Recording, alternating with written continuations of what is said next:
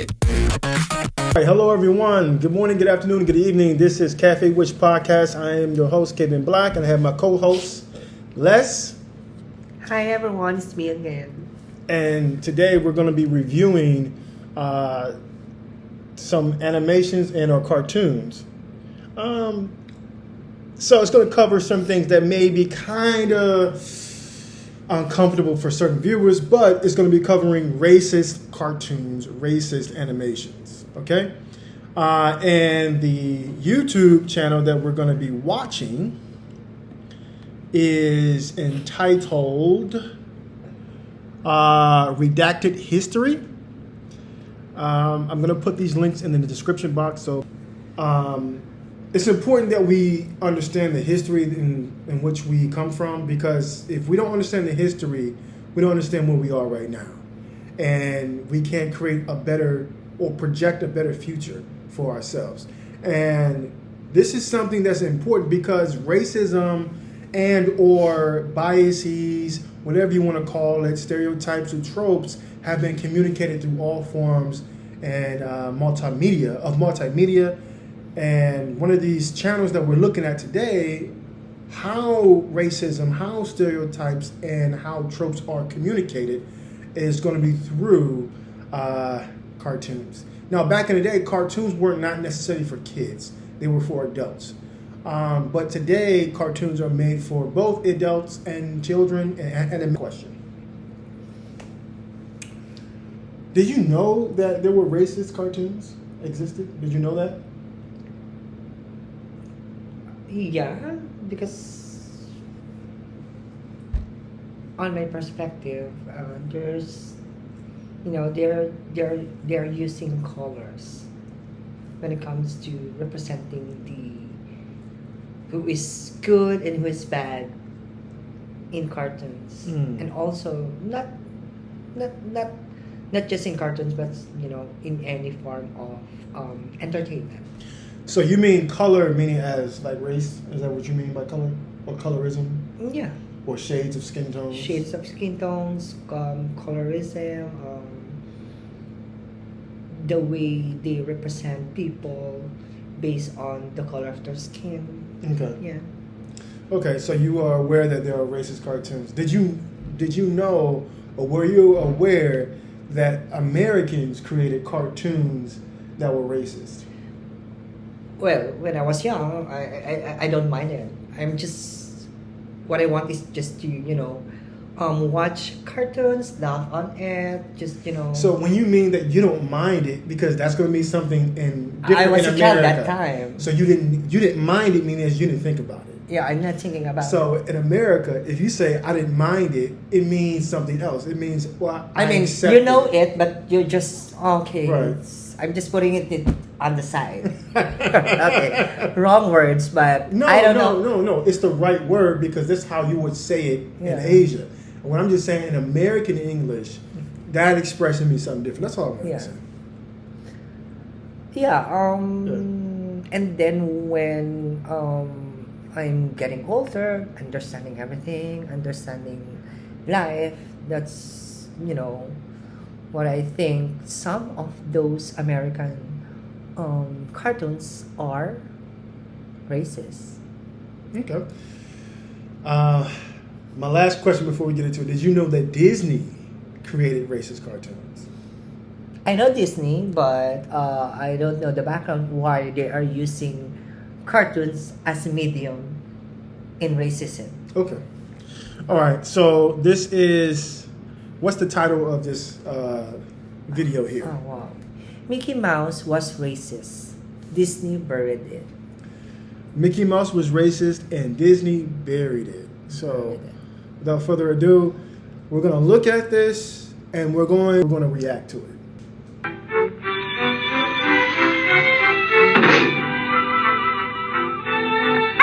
March 18th, 1933. Walt Disney releases a cartoon where Mickey Mouse, one of the most beloved cartoon characters in history, uses a firecracker to perform in blackface. Mickey applies the makeup in his dressing room, and then Mickey, along with a cast of other characters, perform a stage play of Uncle Tom's Cabin, a book about the horrors of slavery.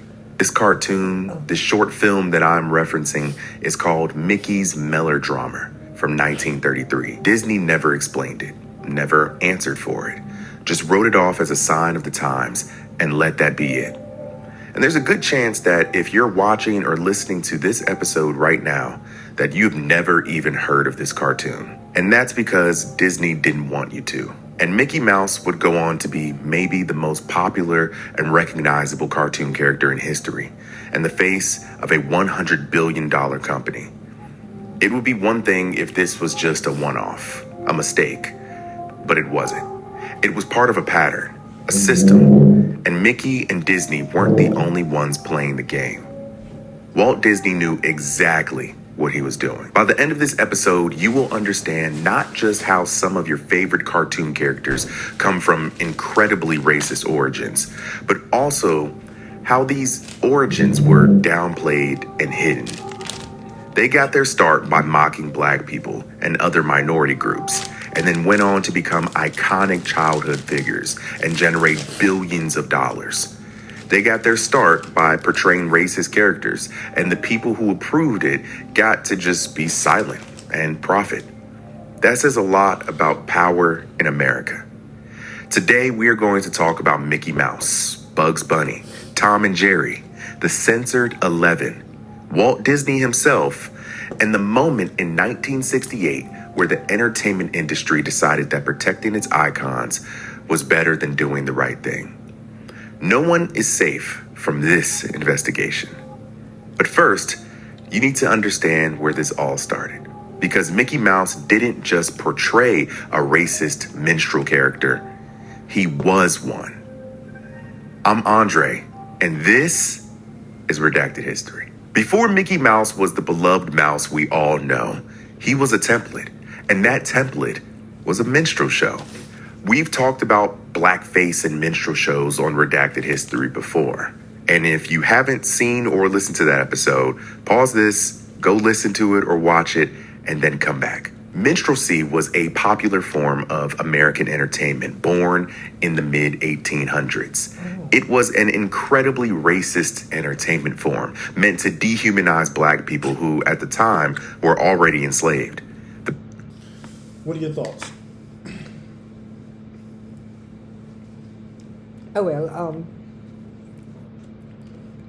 For Americans, Black people is a representation of slavery, in which they're using entertainment just to let people know that Black people are just for slavery, for entertainment, for a laughing module. Yeah.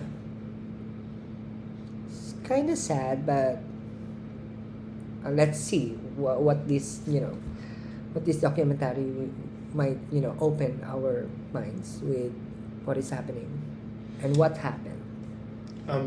Before we move on, can I ask the question? Yeah, sure. So, what do you think about this image here? What do you think about that image? Well, let me explain what's happening.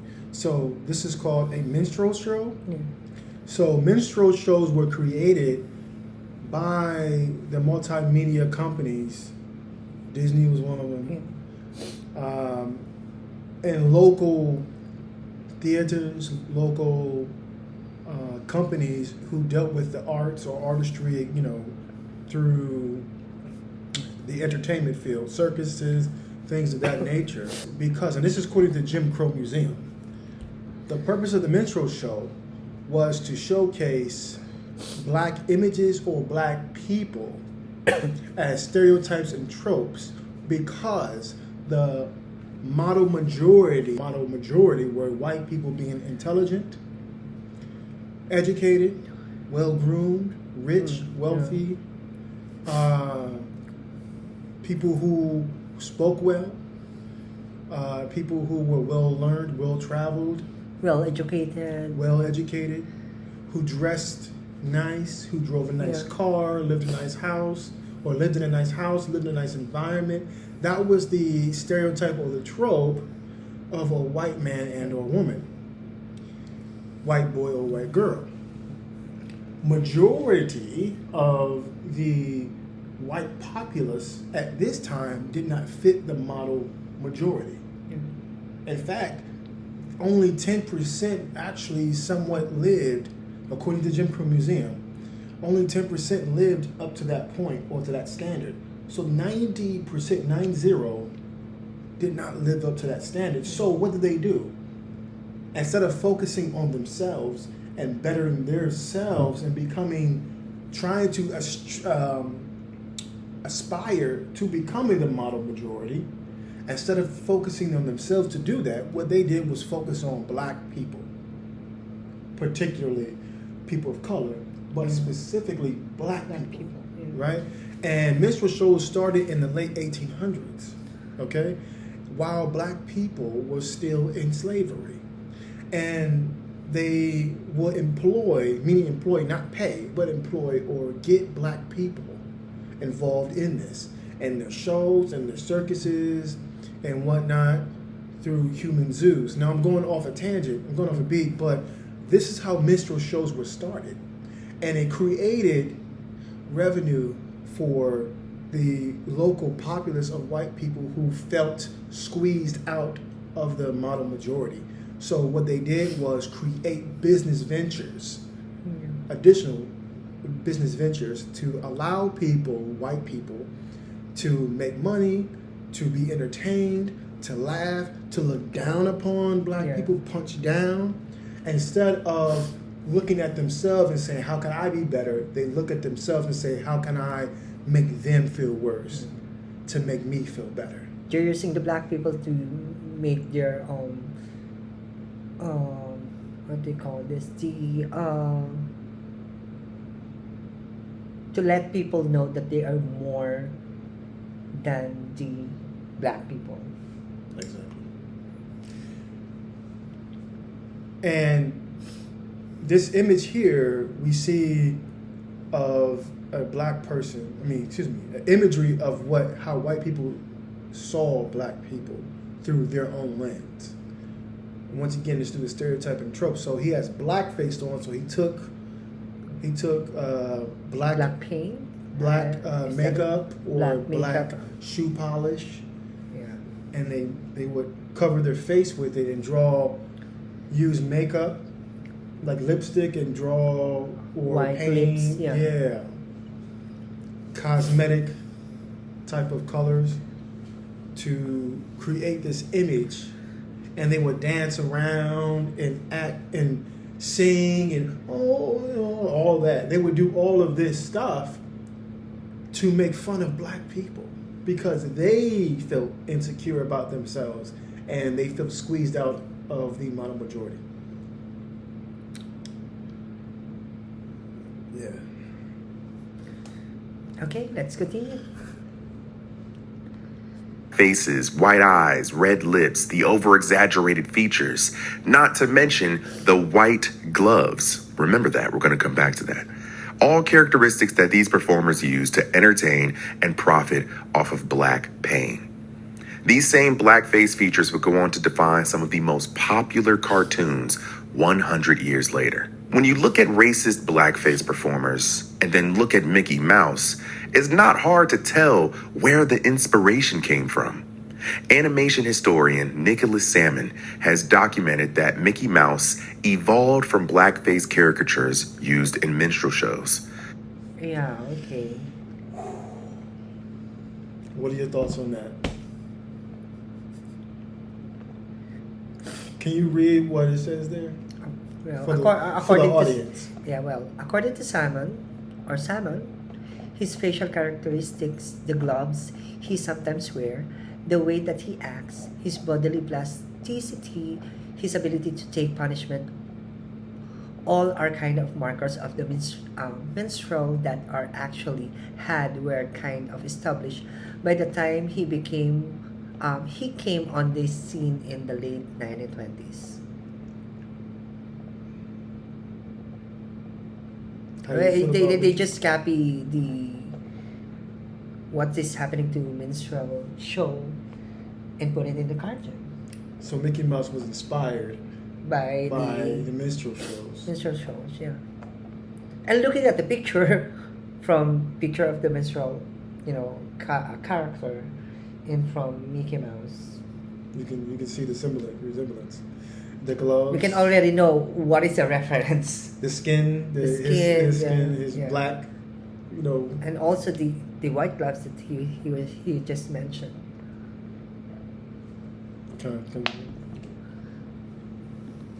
Design DNA is almost identical. Now, let me be clear. Designing cartoon characters around blackface minstrelsy, Disney didn't invent that. There's Felix the Cat, Oswald the Lucky Rabbit. Okay. Did you catch that? Yeah. All right. Felix the Cat. Have you seen Felix the Cat Yeah, before? Felix the Cat, yeah. Have you seen Oswald the Lucky Rabbit before? If you haven't, that's fine. I'm not familiar with the Oswald, but I know Felix the Cat. Mm-hmm. Yeah. Well, Mickey Mouse too. Oscar, the first Looney Tunes star with a blackface caricature so egregious that Warner Brothers has basically wiped him from memory. Walt Disney didn't invent it, but he arguably revolutionized it and took it further than anyone else. He did it on purpose. The Opry.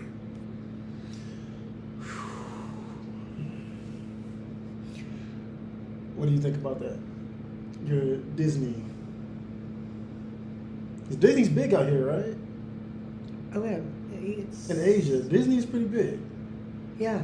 There's one in Hong Kong, right? There's a Disney in Hong Kong, right? Disneyland, yeah, in Hong Kong. One of the... Oh, well, that's the biggest Disney park in the whole world. The Disney Hong Kong. Yeah.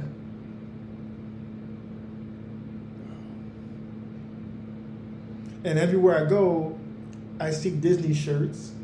Almost every Asian that and I say Asian out of respect. Let me say Filipino.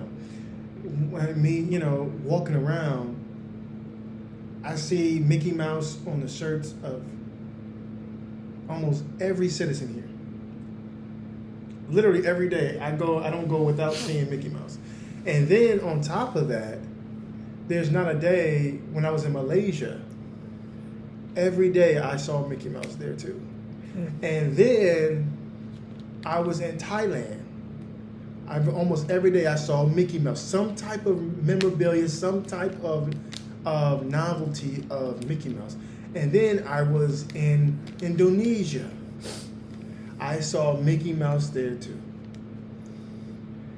There was a whole bunch of novelties in stores. They sell, Disney merchandise or Disney, inspired merchandise. Where else have I been? I've been to when I went through Vietnam really quickly for that moment I was there, I saw Disney there too. Mickey Mouse. Yeah. Maybe because Disney became popular because of this character, especially Mickey Mouse. Because from what I can remember, I first had a memory of Mickey Mouse when I was just 5 or 4. My mom always buy us some, things with Mickey Mouse on it. Yeah, and also with the picture of it. Yeah. I've been to Mickey Mouse house. I used to watch Mickey Mouse Playhouse. Oh. Remember the show Mickey Mouse Club or something like that? Yeah. Yeah. I used to watch that when I was a kid. And then I went to Disneyland when I was a kid. Loved it. Loved Disneyland. Well, Loved Disney everyone World, loves Disneyland. Disneyland. Though I've never been in Disneyland, but from the picture, from the reaction of people who came there, well, it's a wonderful world for them. For a person who loves Disney characters. And what is Disney known for? Like the Mickey Mouse. Yeah, the Mickey Mouse. Well, what does Mickey Mouse do? You ever see what he does? dancing. Magic. He performs magic, doesn't he? Yeah, he performed magic. Disney with the little thing. Yeah. But now we know where Disney got his inspiration to make Mickey Mouse from. It's from the minstrel show. Minstrel show, yeah. Mickey Mouse doing magic. Well, because the minstrel show is more of representing people, black people, who are just for entertainment, who are just for, you know. So, yesterday I was watching a movie. I'm not going to say what the name of the movie was, but it dealt with magical Negro. And going back to Disney, I'm just saying it just for the conversation. Talking about Disney and Mickey Mouse and him performing magic. Remember, I don't know if you've seen the orchestra, the cartoon where Mickey Mouse is doing. Yeah, doing the. Yeah, so we go into. So when we were younger, we went to, everybody, people who in our age went to Disneyland, Disney World. Been in love to Disney characters. And you're right. And when you go there, you see Mickey Mouse. That's one of the things you see. Yeah. Mickey Mouse in the magic, right? He's performing magic. Yeah. This is how sickening it is, right? And I'm just saying, this is just watching this, keeping it in context, watching this, and knowing where. I might think that, Mickey Mouse is the logo of Disneyland. Right, but I'm just saying, just making mention of that. This is the mindset I'm in. As a kid, I went to Disneyland, Disney World, right? Didn't know none of this. Mickey Mouse is doing magic. So when you're there to get the magical experience of Disney, right? Yeah.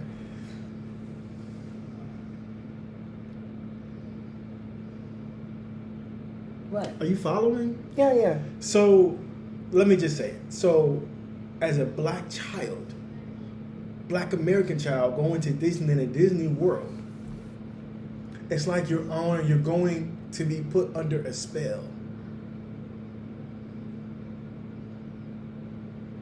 Because of the show. Because of the magic of Disney. The magical. The magic of Mickey Mouse. Yeah. It's an insult. So basically, it's like saying, no, let's flip it. This is what I'm saying, right? Let's flip it. Let's say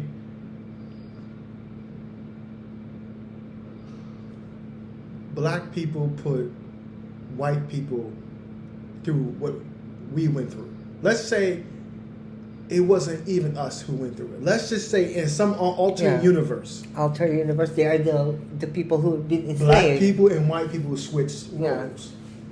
And now, pretend that I'm Disney, right?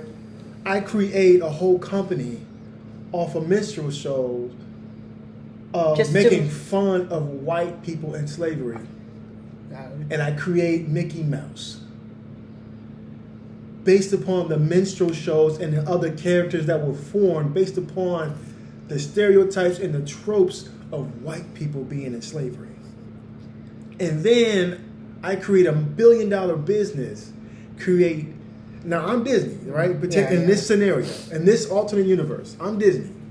I create Disneyland and Disney World, and little white boys and girls come experience the magic of Disney. The magic of Mickey Mouse. They don't know that Mickey Mouse was created from the pain of white people being in slavery. They don't know that Mickey Mouse is born from the minstrel shows and the other characters that were formed to make fun of their ancestors. But they're there to experience the magic of Mickey Mouse, the magic of Disney. Do you see how crazy that is? It was just to those people who are going there, they don't know what is the background of Disney. They don't know the pain of people who have been referenced as Disney characters. Yeah, Disney characters. Well, for me, Mickey Mouse just was made out of mockery. Mockery, yes. Yeah. So Now we're back in our universe. Yeah. That universe that we just talked about doesn't exist. Yeah. And if it does, it only exists in our imagination. We're living in real reality, real times.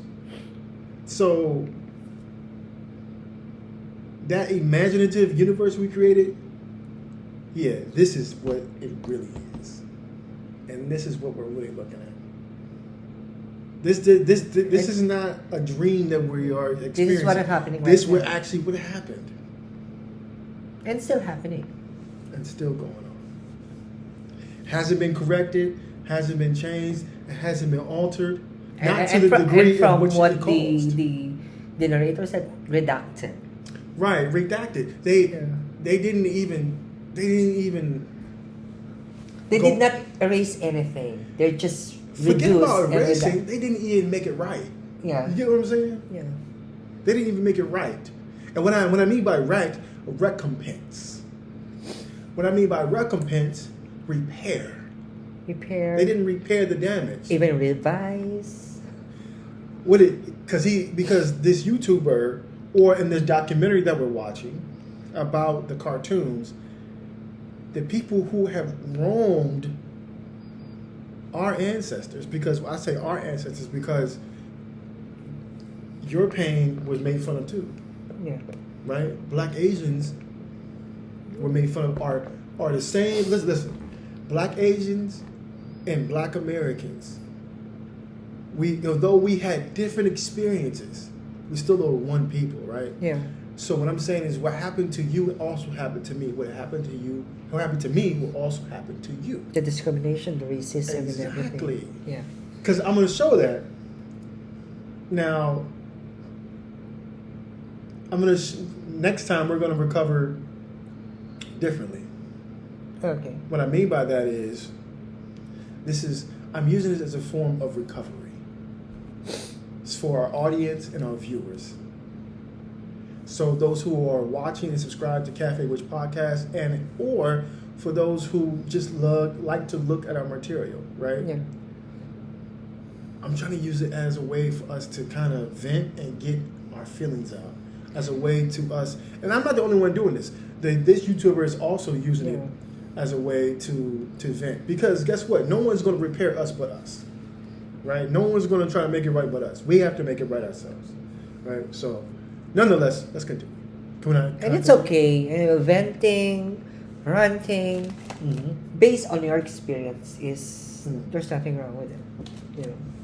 There's nothing wrong about that. Okay. It's just you are verbalizing all your experiences, and giving out your emotions. 1929. This is the first time Mickey Mouse would ever wear white gloves. Walt Disney said this was because it was an easier animation decision, so that Mickey Mouse's white hands wouldn't blend in against his black body. But that explanation doesn't really hold up when you take into consideration what Mickey is doing in this cartoon. Mickey is on stage as a performer, playing to a crowd with white gloves on. That isn't a coincidence. It is a cultural reference. If I put this cartoon next to a blackface minstrelsy performance, you tell me what you see. And this short film is from 1929. Every person in America watching it would have understood exactly what it was referencing. There's no way you can watch this cartoon with even a slight racial equity or historical lens and not come away from it feeling slightly uncomfortable. There was also Trader Mickey, a 1932 short film where Mickey Mouse and Pluto are transporting musical instruments down the African coast. You see where this is going. And they are captured by African cannibals. The cannibals prepare to eat Mickey, but before they can eat Mickey, Mickey trades them his instruments for his freedom. And this results in a dance party. There was the Steamboat Willie short from 1929, a year after Mickey was created.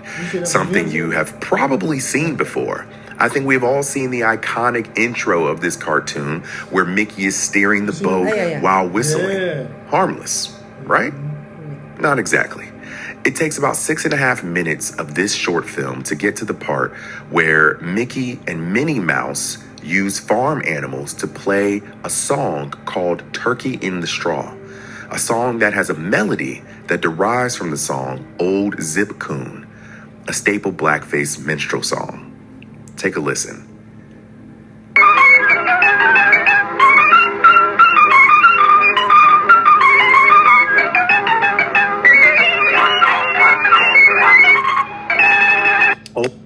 For just $67, you can generate as many videos as you want and never have to worry. Old Zip Coon, he's a learned scholar. Old Zip Coon, he's a learned scholar. Old Zip Coon, he's a learned scholar. Sings possum up a gum tree and cooney in the holler. Possum. Did you catch some of those lyrics? Old Zip Coon is a learned scholar. Old Zip Coon is a learned scholar. Okay. These are some of the images during the minstrel show that they created. These are white people pretending to be black people. Or is the imagery of white people pretending to be black people, making fun of them? What's the first one say? Old Zip is a No. What is Jim this first? Crow, Mr. Tambo, and Zip Coon. Jim Crow was the system that was used, right? Yeah. It's the caste system. According to Jim Crow Museum, it's a caste system that was put. So black people were under Jim Crow, right? Yeah. All people of color were technically under Jim Crow, but it specifically targeted black people. Jim Crow, Mr. what? Mr. Tambo, Tambo, and then what? Zip Coon. Zip Coon. What do they look like?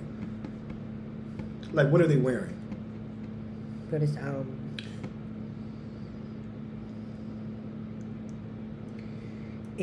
suit? Is that a suit? Yeah. It's a type of suit or outfit, Yeah. right? Outfit. Yeah. What does Jim Crow look like? What does his suit look like? Is it a good condition, bad condition? Would you say that's a good condition suit? No. Okay. Is it more of the tattered? Tattered, right? Yeah. Torn. Torn, tattered. Right. Mm. Mr. Tambo, what does his outfit look like? It's more nice and refined, More right? nicer. Yeah. But what does he look like? What's the imagery given? He's playing what? What is that? And tambourine, right? Tambourine. Yeah. An instrument, all right?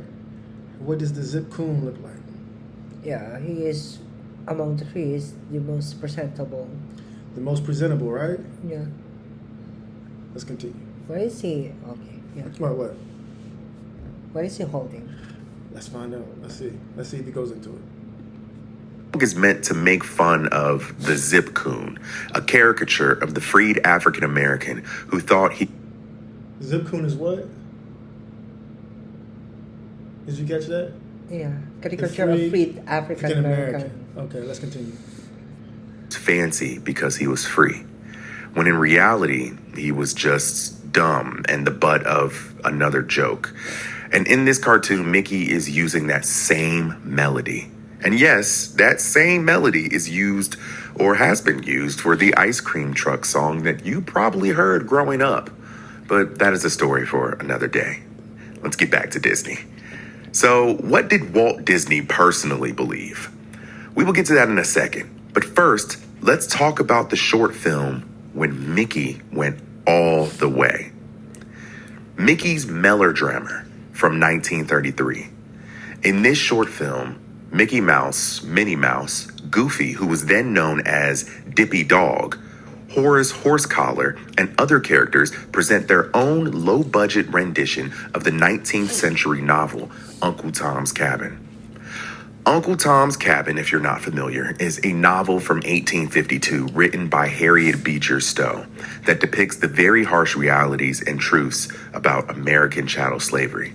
It depicts the realities of slaves being sold and split from their families, slaves escaping the Underground Railroad, the role that Christianity played in the life of an enslaved person. And the book ends tragically with the main character Tom being beaten to death by his enslaver. Walt Disney said, let's take that story and turn it into a comedy. Horace Horsecollar plays the white slave owner. Minnie plays a white girl, and Mickey plays Tom in blackface, with cotton around his ears and chin to mimic a beard. Think about it. The most famous cartoon character in history, wearing blackface, performing on a stage in front of a cotton field, mocking black people and the enslaved. This was in 1933. Mickey Mouse wasn't a new character. In fact, this was Mickey Mouse's 54th short film. Disney was dominating. This was super intentional. And Walt Disney chose to put Mickey in blackface. It was directed by Wilfred Jackson, produced by Walt Disney, distributed by United Artists. And to top it all off, the short film ends with Goofy in blackface. Now, what happened to this cartoon? Well, nothing. For 35 years, nothing happened. It played in theaters. It was available for distribution. It wasn't until decades later, when the civil rights movement made these images politically dangerous, that Disney quietly pulled it from circulation. Not because it was wrong, because it was embarrassing and it could cause a problem and lose them money. But Mickey's melodrama wasn't the exception. It was the rule. And to understand how deep this goes, we need to open a different file on the man himself, Walt Disney. What do Americans actually know about Walt Disney? Walter Elias Disney, born December 5th, 1901 in Chicago, would spend his formative years in Kansas City, Missouri, where he developed his love for animation. And in 1923, he and his brother Roy Disney would found Disney Brothers Cartoon Studio, and he would create Mickey Mouse in 1928. Disney was a creative legend, a visionary, all of these things. The most Academy Awards for a single person in history with 26. He spearheaded and defined the cartoon industry. He founded Disneyland. He died in 1966 after a battle with cancer. But here's what the history books won't tell you. In private, it is said that Walt Disney was a shy, insecure, and self-deprecating man. And it was the total opposite of the artistic and outgoing personality he showcased in person. But the question you may be asking yourself is, was Walt Disney an insensitive racist? You tell me.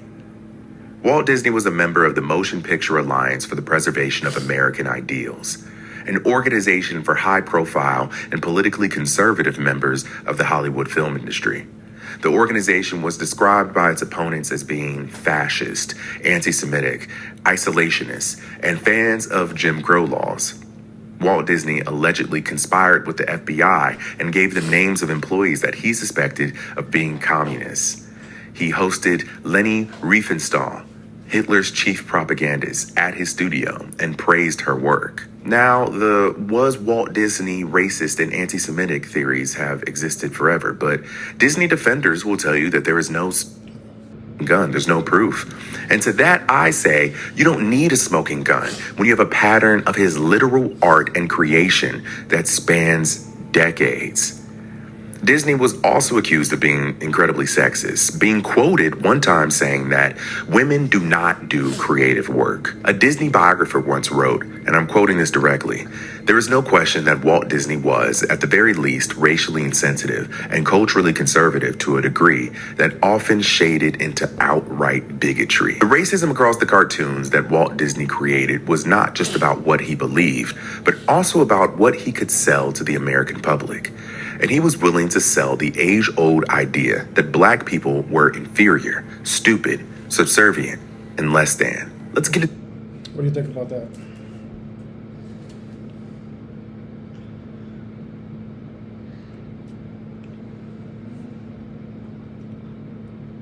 Oh well, it's kind of sad that from these words, black people were inferior, stupid, super subservient, and less than are the reason why they are using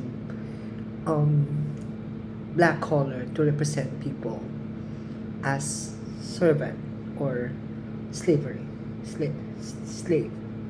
So, to your point, and to his point, what he's making is that all the things that Disney was accredited to doing, all the great things he was acclaimed for, Yeah. right? The premise or the foundation in which he built his empire on was continuing and perpetuating, according to this Redacted History channel, this gentleman who's speaking here, that black people were inferior, stupid, subservient, and less than. Yeah. Continuing that perpetuating pattern, amongst other things. Yeah. Right? I'm not saying I don't care about the accusations, how you say that? Accusation? Yes. What he's being accused of whatever those things are, I'm honing in and focusing on black people, right? As you know already, I have this channel. Once again, the purpose of Cafe Witch Podcast is to address my hypothesis, the Kemetic Shemitic hypothesis, right? Just to restate it, the hypothesis goes into black and brown people, the claim that black and brown people of today, politically black, politically brown people today, are the ancient Kemetic and Shemitic people groups of yesterday. That will include black people globally. That will include brown people globally. Now, how I break this down is going to be interesting, and stick around and you'll be able to see it. How does this play into the role? Well, this segment will be classified under a black like me, right? Going into how multimedia and how white Euro people, white Euro Americans used and utilized different forms of multimedia, right? To downgrade, as it says here, to showcase and continue the stereotypes and the tropes of black people, politically black people, being inferior, stupid, subservient, and less than. Now, someone may ask, how does this connect to your hypothesis? In every way. Because my hypothesis also uses scripture, the Bible, right? So I'm not going to go into the scripture right now. But what I'm saying, There's another topic. Right. That's another topic. Another topic, another day. Yeah. I'm using history. I'm using all forms of sciences here. History, sociology, the artistry, the arts, literature. Evidence? The multimedia, YouTube, all the forms of sciences to showcase how my hypothesis is true, and how my hypothesis is real. Because based upon once again, what the Bible talks about is prophesied, and what the Bible talks about points to and hints to who these people are.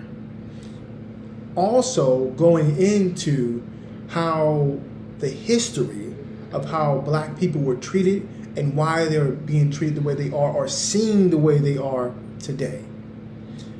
The condition that we are in today, the vestiges of slavery, the residue of slavery, the residue of what happened yesteryears, not only affects black people in America, but black people globally, black Asians, Black people in general. black people in general, and that includes black Americans, black Asians, black Africans, people in Europe who are black Europeans, black Australians, and black South Americans, right? 6 continents that we live on. Each one of them has black people on it, black or brown, right, politically. So this is very important because it's going into the world we live in today. So it's all connected. This is just one of the dots, one of the puzzles, one of the pieces of the puzzles to connect. All right, let's continue. Some more of the evidence, because there's a bunch. First, we have Dumbo, and in this film, the anti-black messaging can come off as subtle. In Dumbo, 1941, there are 5 wisecracking crows that act as mentors to Dumbo the elephant. There is Specs, Dopey, Deacon, Fat, and Dandy Crow, whose original name was Jim Crow. Disney would quietly change the name from Jim Crow to Dandy Crow in the 1950s as to avoid any controversy. The crows are presented as helpful, sympathetic, and that's actually part of what makes them kind of insidious. Disney could point to Dumbo and say, look, the black characters help the hero. What's racist about that? But the characters themselves are built on the minstrel template, the voices, the mannerisms, the design. Every frame says, this is what black people are, musical, subservient, not quite human. Dumbo was released in 1941 at the height of World War II. Old news, right? Maybe Disney straightened up after that, right? There's Fantasia, a movie released the year before Dumbo in 1940. That's the name. You've seen that Disney before, right? He's a What is he wearing? a robe, a magical robe, yeah. A robe and what? And And a hat. a hat. That all points to a lot of historical things that's relevant to black people. Yeah. That's a whole nother topic Right. for a whole nother day.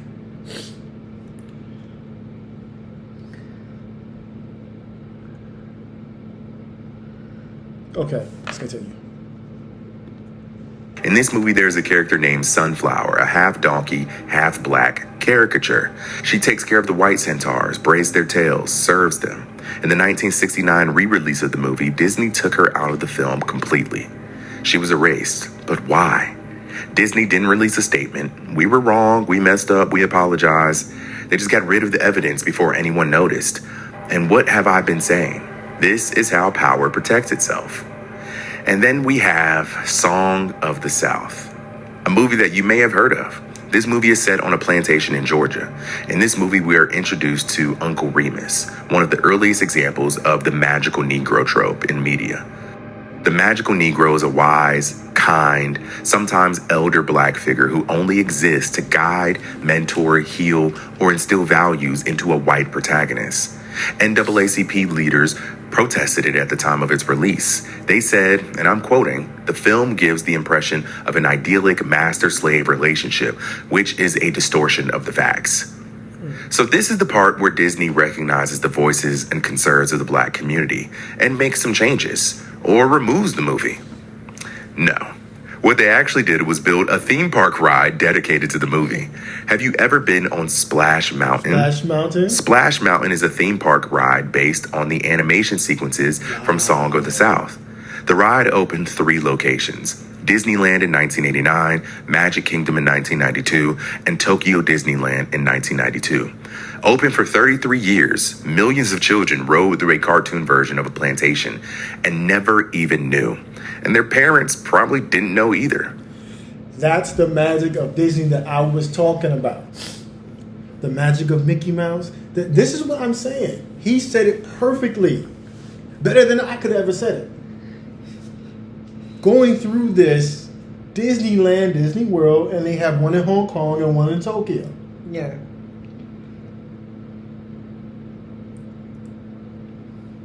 It how do you call this? It influenced the mind of the children. Yes. It's the magic. It's the magic. Because of the magic. Isn't that crazy? Yeah. This is a vestige of slavery. They are using, medium to cover up. What's the medium they're using? Multimedia. Multimedia, yeah.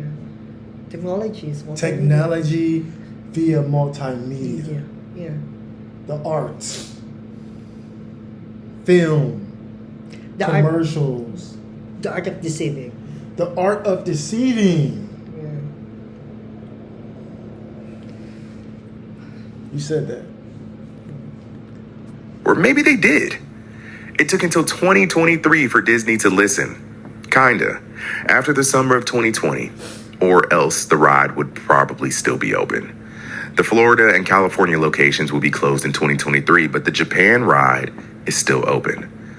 And along with the closure of the rides, Disney has largely scrubbed the movie's popular song, Zippity Doo Dah. Zip, That was sung by Uncle Remus, which I'm sure you heard once or twice in your lifetime. That's crazy. Historians argue that the song's association with the movie already makes it questionable, but the zip connotation ties it directly to 19th century minstrel show Zip roots. Coon. Yeah. Remember the Zip Coon song from the Mickey Mouse short that we talked about earlier? Everything is coming together full circle, isn't it? Some people may be listening to this and saying, well, Disney was bad, sure, but that was just the times. Everyone was doing it. And you wouldn't be wrong because, yes, everyone was doing it. In 1968, United Artists made the decision to pull 11 cartoons from television. 11 cartoons produced by Warner Brothers and Merry Melodies between 1931 and 1944. Why?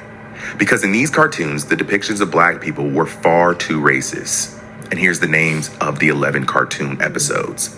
Hitting the Trail for Hallelujah Land, Sunday Go to Meetin' Time, Clean Pastures, Uncle Tom's Bungalow, Jungle Jitters, The Isle of Pingo Pongo, All This and Rabbit Stew, Coal Black and the Seven Dwarfs, Tin Pan Alley Cats, Angel Puss, Goldilocks and the Jivin' Bears. These are the censored 11. 1968.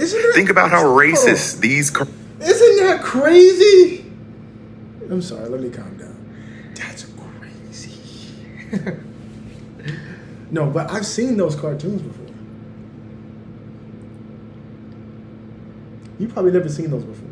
Some of them. You've seen some of them before? Yeah. So, in one video, I'm making my point. So this is going to be like an overview. I wanted to use this YouTube, and I'm glad I found this guy, this gentleman here, this wonderful man. Redacted History is his YouTube channel. I'm gratefully, I think it's his YouTube channel. I believe it is. I'm grateful that I found this gentleman because now he's giving an introduction to this better than I could ever do. Yeah. And I wanted to use his. That's what I'm saying. I'm gonna give him credit by putting his link to his video in the description box so that the audience can go look and check it out and subscribe to his channel if you want. Like his material, share his material, right? But I'm partnering with him for the sake of saying, "Wow, this is amazingly done, sir. You have done an amazing job. Thank you so much for." And he's not just using lenses. He's using, facts and evidence. Facts and evidence. Yeah. Now he's given his take on it. He's given his opinion. Yes, he has a bias, but we all do. But what he's doing is giving the facts. Yeah. Though he may have an opinion, that's just a thread. Though he may be biased, that's just a thread. That's not what is the material. The material is the facts. But the way he's being biased is because of the facts that he gathered, the evidence that he gathered. Right. And he's just giving his opinion, his take on it. But at the end of the day, regardless if someone disagrees with his bias, if someone disagrees with his opinion, if someone disagrees with his truth, it doesn't matter because the facts are yet still the facts. Yeah. It's actually depending on the person or the people who will watch this, whether you're going to think critically or just ignore the facts. Right. You can ignore the facts all day long, but at the end of the day, it's not going to destroy what happened. It's not going to take away what happened. It's not going to erase what happened. And the aftermath of it and the after effects of it. Everything is just connecting. It's all connected. Yeah. The veil. There's this. I did this YouTube channel. Excuse me. I did this YouTube video on W.E.B. Du Bois, and I was giving him honors. And one of his books, I read a piece of his introduction or his foreword, and a first chapter of his book, and he goes into this veil. He's saying that black people at his time in his day lived in a veil. What this gentleman is doing here in this YouTube, he's showing the veil. Yeah. Right? He's showing the reality that black people have had globally to live in, and who perpetuates it, who is upholding it. And it's not something that is not unorganized, because he said everybody was doing it. Yeah. So that means it's institutional. It's in the fabrics of society, as the Jim Crow Museum says, that all these things, these tropes and these stereotypes are a part of every society globally. It has been a part of their culture. Yes, culture globally, because Disney is global. Yeah. You have anything else before we move on? No. Let's just continue. Episodes had to be for them to get banned in 1968. Let's take a look at one of the cartoons in this banned list. A cartoon that features everyone's favorite talking rabbit.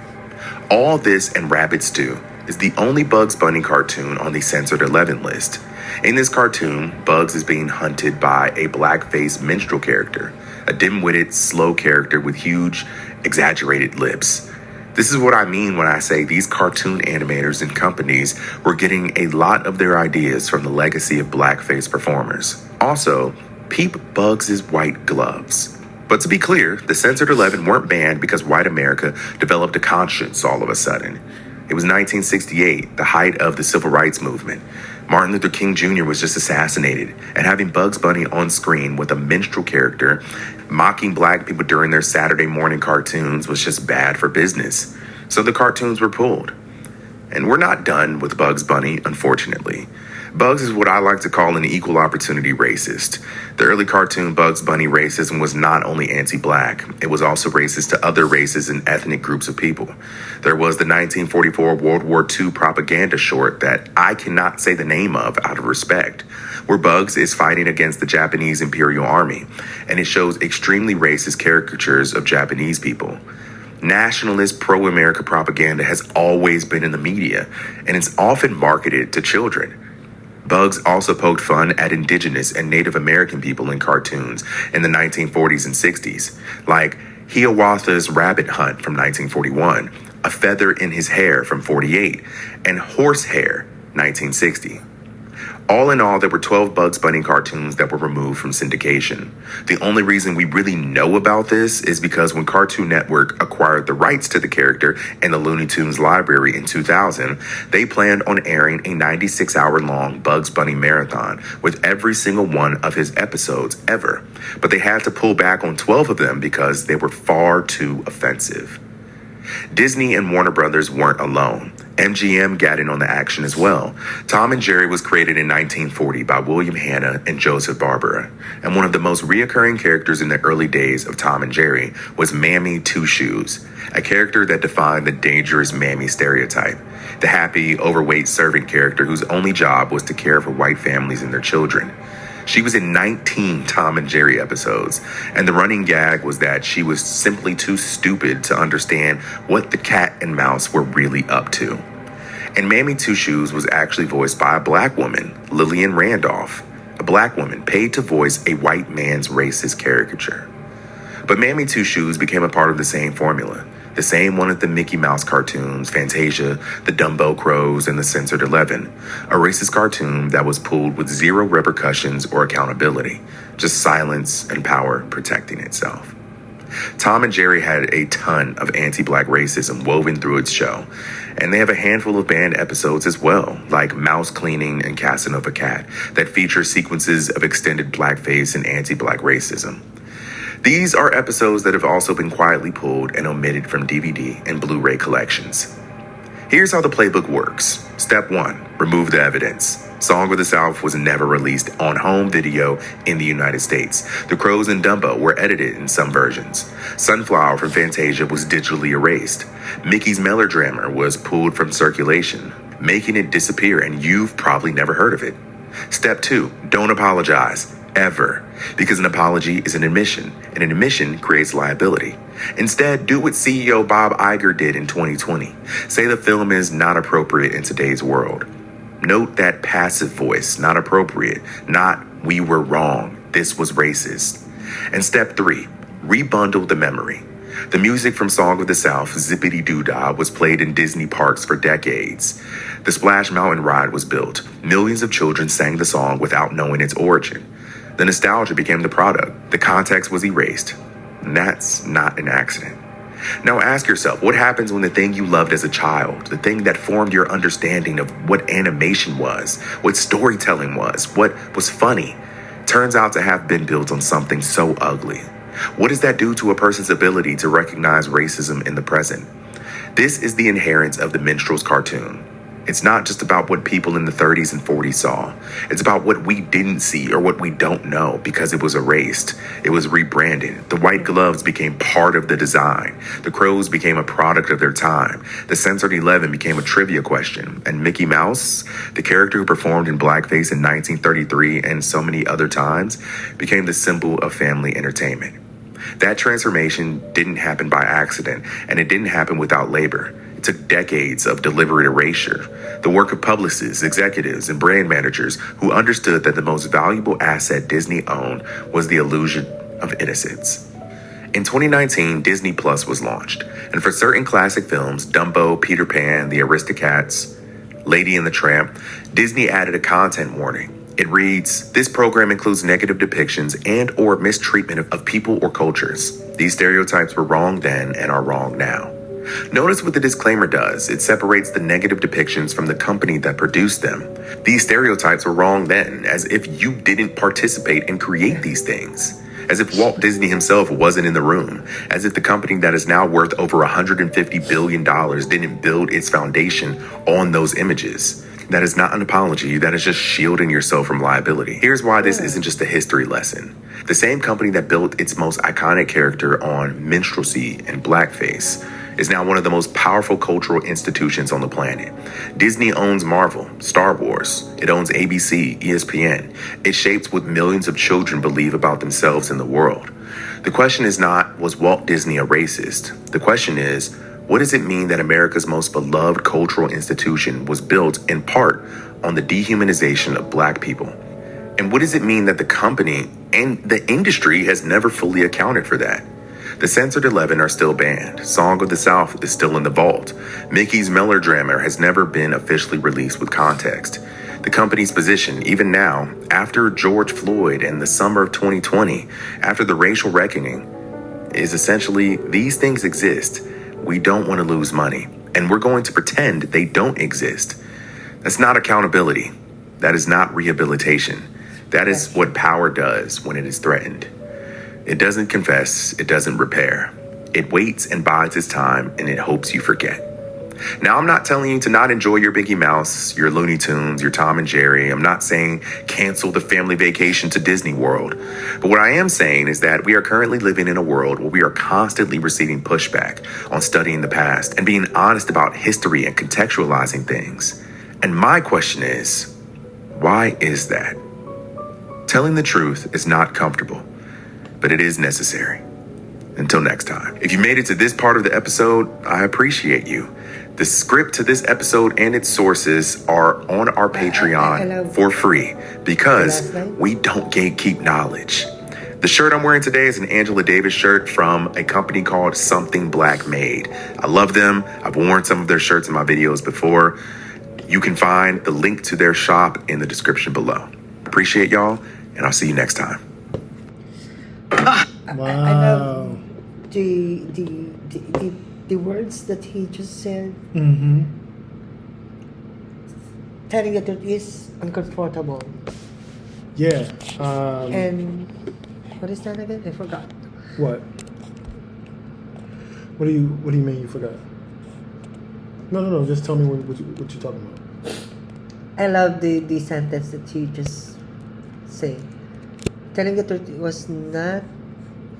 Telling the truth is uncomfortable. It's uncomfortable, right? And then it was wrong then. It was wrong. It's wrong now, and it was wrong then. But he said the reason why he said that is because what? The people that he believed that people that Disney was doing that to cover, to cover up. As a way to cover up or to dismiss or to separate from what they did. Like, it's like you can't do that, right? You can't sit around and say... Simply saying that I'm not a part of it. But y'all were part of it. Y'all created the foundation of what Mickey Mouse is. The people are your people. The people who made it are Disney your people. himself created, so you can't... turn around and say, well, it was wrong then and it's wrong now. Yeah. As if you're trying to sidestep the situation. Like, you guys did not frame the children's mind at that time. And even now. That's what the magic of Disney, the magic of Mickey Mouse. And to avoid capturing the moment of where you might have to be held accountable, right? It's crazy. It's crazy. It's straight ludicrous.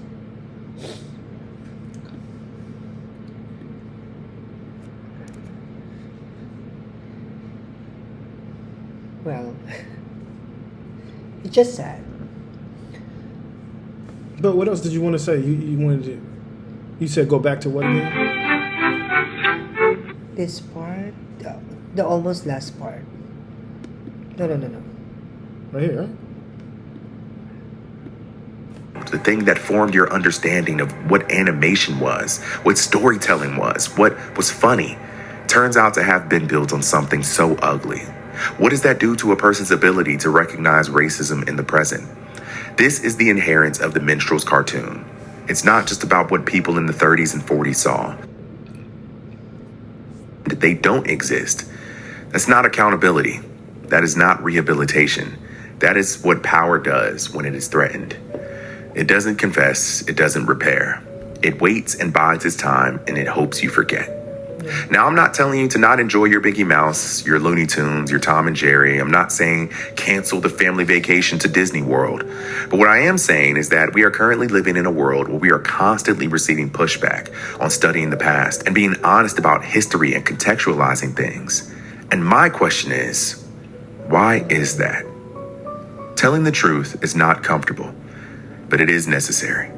There. Until next time. If you made it to Telling this part of the truth is not episode, comfortable, but it's necessary. I love that line. Me too. And what makes it even more interesting, he's not even saying, I'm not telling you to boycott Disney. Yeah. I'm not telling you to not support Disney or Yeah. anything. At the same time, don't act like these things are not real. Yeah.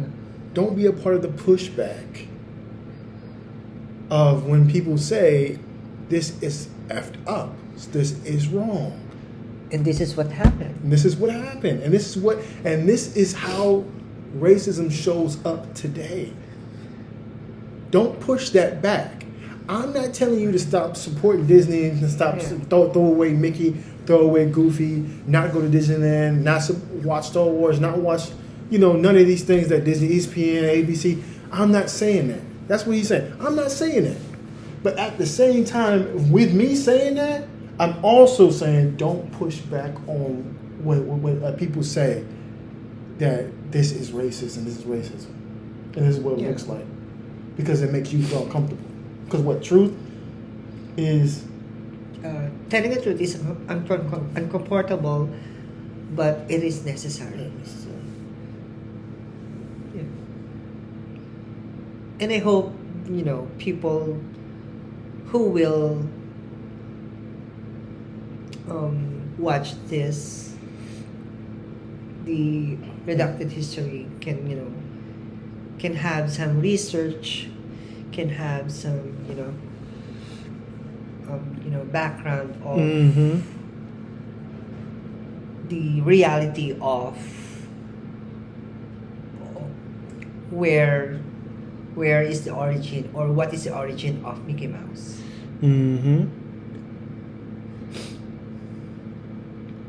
Yeah, this is really good material. I mean, this is really good material.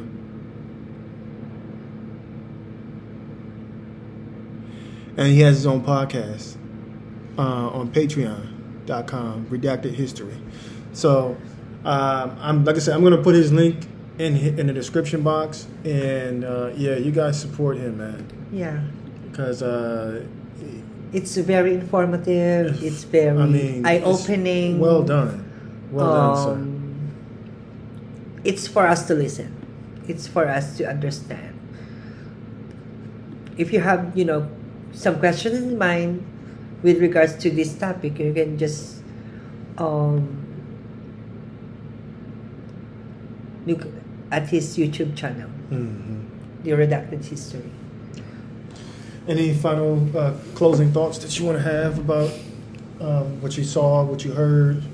What did you feel about what you saw, what you heard? Anything else you want to say to the audience? What I'm feeling right now is just a sad feeling because of what I, learned, and because of the racism happened. And using cartoons as the module or as the medium of what white people think about the black people. Yeah. And yeah.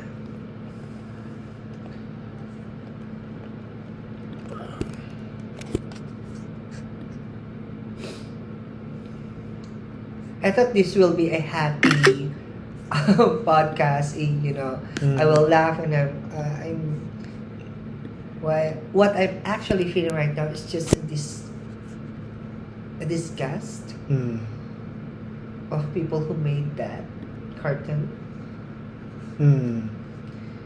And a empathy to the people on that era. Yeah. Imagining watching something who's been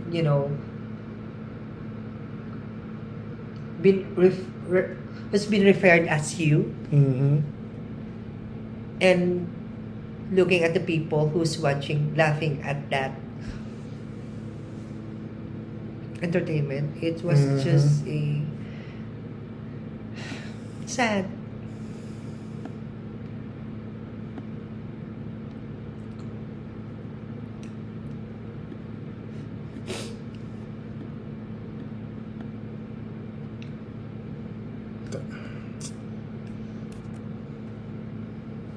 Oh, stop it.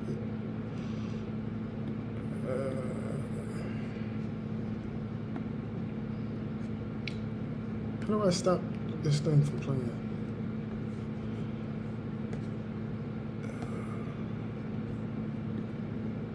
What? Why don't you use your mouse?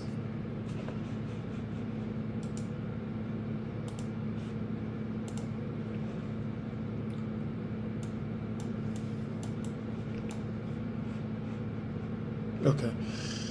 Yeah, so yeah. Let me give you the last word on that one. Let me give you the last word on that one. So but yeah, so thank you guys so much for checking out this episode of Cafe Wish Podcast. I'm your host, Kevin Black. This is the co-host today, Les. We appreciate you, and always remember to be happy.